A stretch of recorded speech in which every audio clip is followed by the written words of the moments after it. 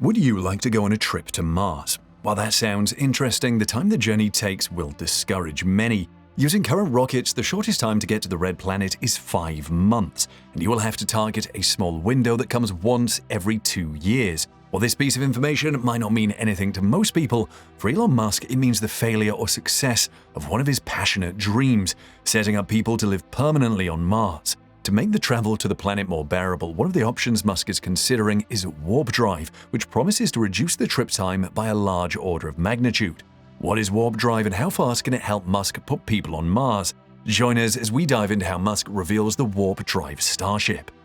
Musk has been pushing SpaceX to speed up the development of the Starship. He even asked his engineers to sacrifice their Thanksgiving weekend to fix a problem on the Raptor rocket engine that powers the Starship. While it's a big deal to some of the employees and other non-SpaceX employees, working through the weekend does not faze Musk, who has slept on the factory floor of his companies before.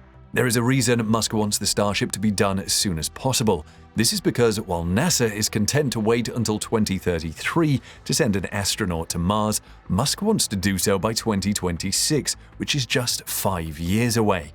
While you might dismiss the goal as Musk being over-optimistic as usual with his target, the billionaire CEO has a worst-case scenario of putting humans on Mars by 2031, which is still 2 years earlier than NASA's best plan. Apart from this, Musk thinks there is a window of opportunity available for humans to become interplanetary, and this is the first time the opportunity is possible for humanity. He wants to use the chance quickly as he is unsure the window will be available for long.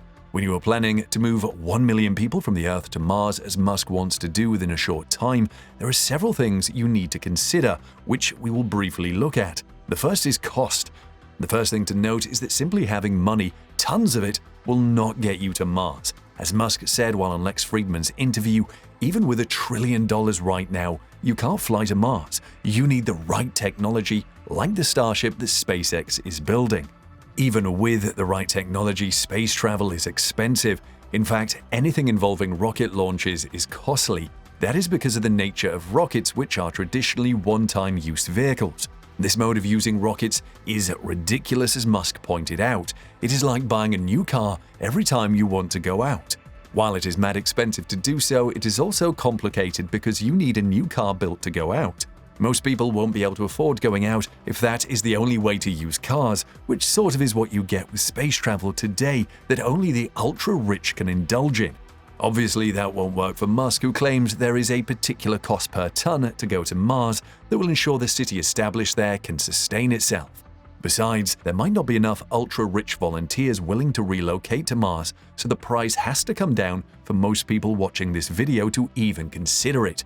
However, if there is any company that can reduce the cost of space wandering, it is SpaceX. The company already has a reusable rocket, the Falcon 9, but it is only partially reusable. The booster comes back and lands, but the upper stage is written off, which adds at least $10 million to each launch cost. This brings the launch cost to between $15 and $20 million without accounting for overhead. However, with a reusable spacecraft like the Starship, Musk says you can reduce the cost by a factor of 100, meaning you could have launches of under $2 million. This is the cost to orbit, and obviously the cost to Mars will be more, but if you do the maths by dividing the total cost by the number of people the Starship can carry, which is between 70 and 100, a trip to Mars is not so expensive. In fact, Musk has claimed if you want to relocate to Mars, you can fund your ambition by selling your house. However, even with the lowest price, there is another factor you have to consider when going to Mars: time. Apart from astronomical costs, distance is another barrier to deep space jaunt. Like it has been mentioned in this video, you need to budget at least 5 months of your life to travel to Mars. This could stretch into a year depending on when you take off. Now, what could happen if you spend 5 months in space? The journey will take a physical and mental toll on you. It is not a great idea to spend 5 months in microgravity conditions. You lose bone density, with the bones in your pelvic area taking the biggest hit. You could even get kidney stones and lose some of your bone's ability to heal. That is not all of the health implications, because your muscle mass and strength reduce, making you weaker. You also have to contend with radiation, which is plenty in deep space. If the spacecraft is not properly shielded, you will end up with more health complications. You could even go sterile and not be able to contribute to the gene pool of the new Martian community. And really, do you want to experience anything going wrong while you are out there in space all on your own? Because the more time you spend on the trip, the greater the chances of something going wrong. The best thing is to spend as little time in space as possible. Also, what would it look like being cooped up in the confines of a spacecraft with more than 90 strangers? Tempers will flare and fights can even break out. In fact, Musk recognizes this and wants to cut down the trip to Mars to a month or even less. This is where a very powerful spacecraft that moves fast comes in. Granted, Musk already has the Starship, or will have it. It is the most powerful rocket ever built, with the ability to launch more than 100 tons of cargo to orbit at a time, but an even faster spacecraft will serve Musk better.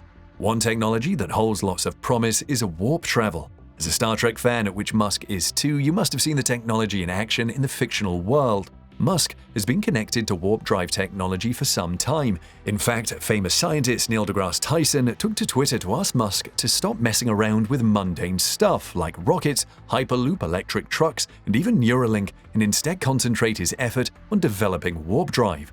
While deGrasse's request was made in jest, Musk's response was interesting and shows he knows how best to apply the tech. He responded that setting up a city on Mars and regularly commuting between Earth and Mars will be a powerful driving force for inventing warp drive. Musk has repeated his claim that a Mars settlement will spur the development of warp drive technology in interviews. Now, how does warp drive work? The idea is to compress the space between you and the star or planet you want to go to. It is done by creating a bubble of flat space-time around the spaceship and curving space-time around that bubble to reduce distances. That way, you are not going to the star, but the star actually comes to you. Sounds a bit complicated? Wait until you hear the rest. To compress or warp space-time, you need negative energy or negative mass. Scientists have never observed negative mass, leaving negative energy as the only option. To create negative energy, a warp drive would use an amount of mass to create an imbalance between particles and antiparticles. This imbalance results in negative energy density and creates the space-time bubble. Now, the amount of mass needed to create negative energy is impractical because to create a 100-meter bubble, you would require the mass of the entire universe. This poses a problem because you and I need to live somewhere. A physicist has come up with a workaround though. Eric Lenz has published a paper that offers a solution to the problem of the need for negative energy. He showed how positive energy is enough to create a warp drive bubble if you take advantage of hyperbolic spacetime instead of linear. This way, a warp drive wouldn't need to use negative energy. How fast can a warp drive spaceship travel through space? Very fast. It can go more quickly than the speed of light. To best grasp how insanely fast this is, the nearest star to us, the Proxima Centauri, is between 17,000 and 76,000 years away from the Earth using the rockets we have today. But with a warp drive Starship, it will get there in less than 4 years.